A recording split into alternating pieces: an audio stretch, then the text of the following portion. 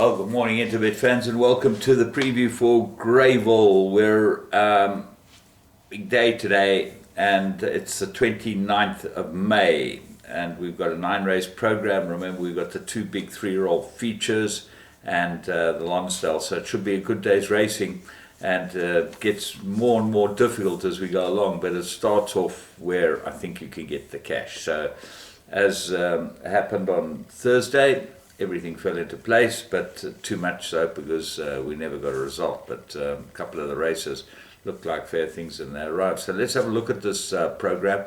23 pentrometer, which means the course is in magnificent condition.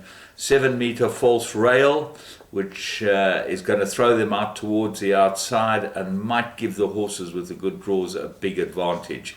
Because what happens is that the horses that are drawn wide get caught wide the whole way, and they don't seem to be able to get in unless they've got pace where they get to the front and they get there off an easy lead. But I think you're going to find very fair racing today, and horses are going to be able to come from a little off the pace. So let's have a look at race 1, which is 10 to 12. That's South African time. 1200 meter juvenile plate. So juvenile plate is for winners and maidens.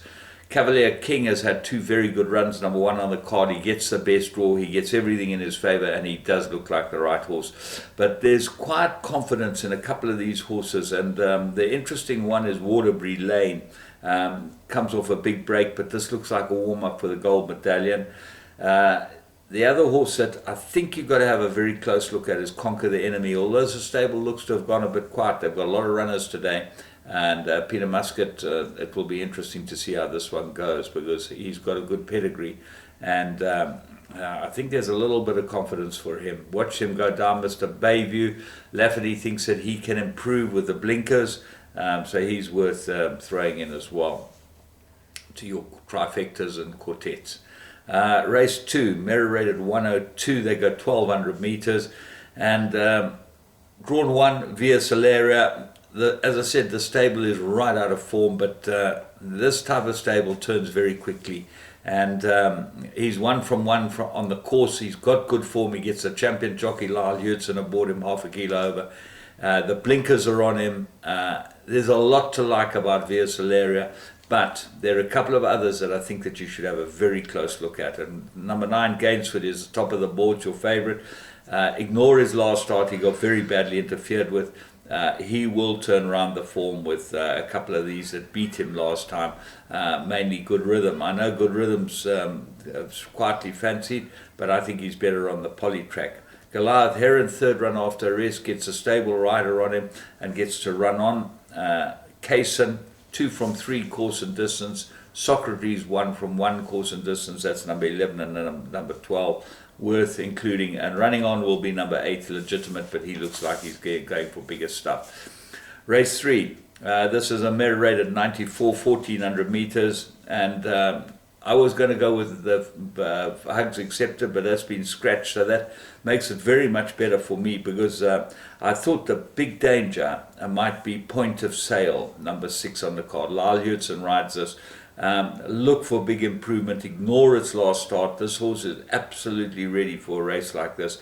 And Lyle has ridden it and ridden it well before. Looks very, very competitive off that type of price. 6 to 1. I think that is good each way bet. Number 6, Point of Sale. Dancing Feather. Now that's got stable companions in the race, but it's a front runner, 1 from 3 course and distance, and gets Warren Kennedy. That gives it a decided chance here. Number 10, Dieci.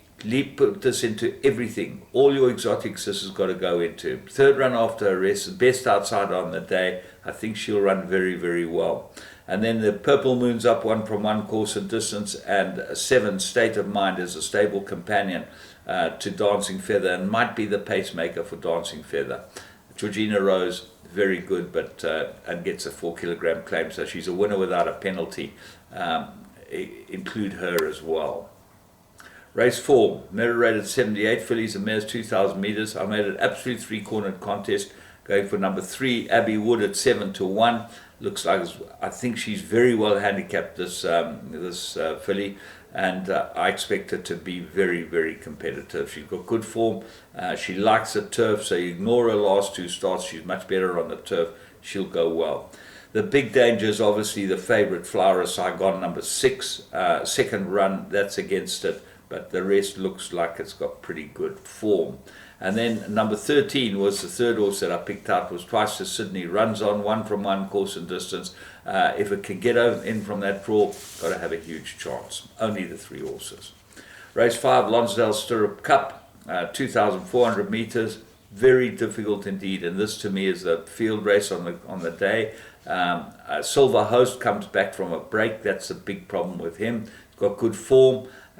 Is he at his best? If he's at his best, he'll beat this field, but he's drawn 13 as well, so he's got a lot to overcome.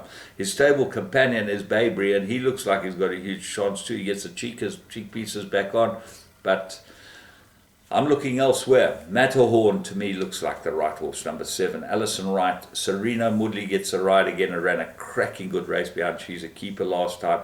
And this will show how good She's a Keeper is, although I believe She's a Keeper off the weights was the right horse, but now she'd have a problem against these type of horses. Black Knapp, second run.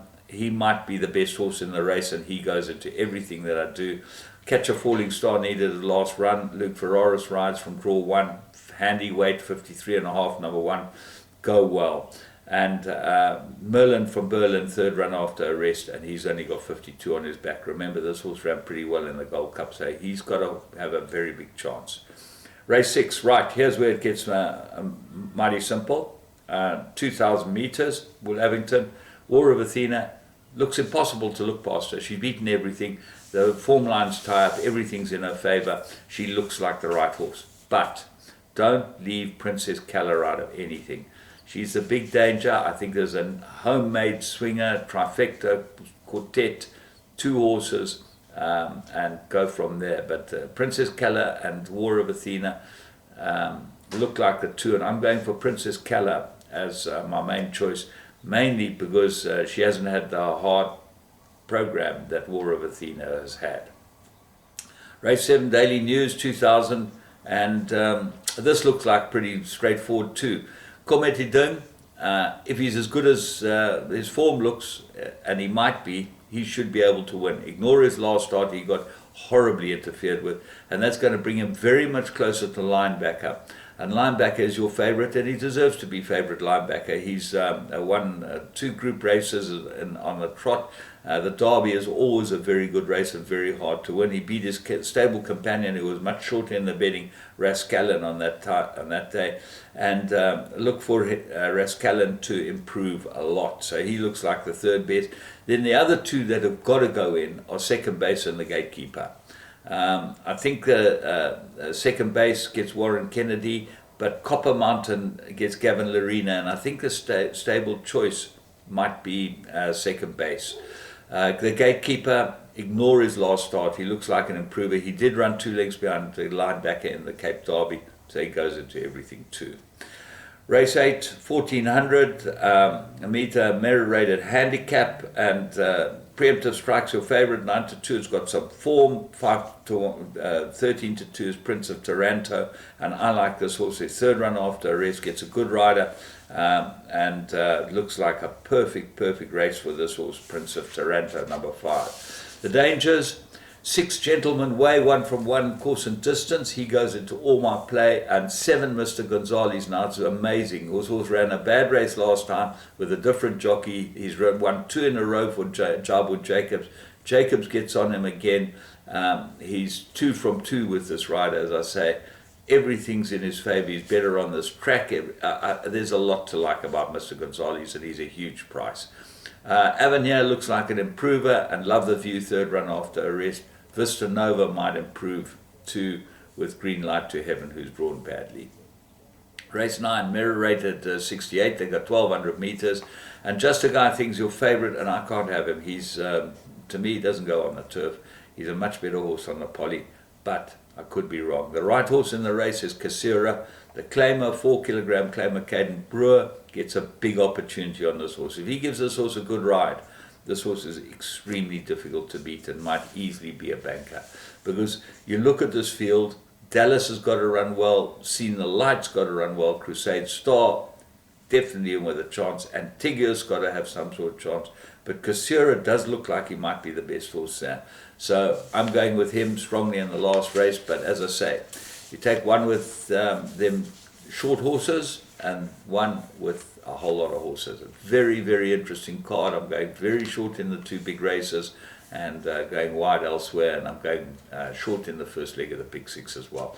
So from me, James Goodman, I hope you have a great day's racing at Greyville. Big day's racing. To all the overseas Hong Kong players, if you do get this preview, I hope it helps you have a very enjoyable and profitable day. And Interbet is the place to bet. Remember, if you haven't got an Interbet account, you can open one just by logging in, and they take all tote bets. Everything goes straight onto the tote, so it is the place to bet. Have a great day.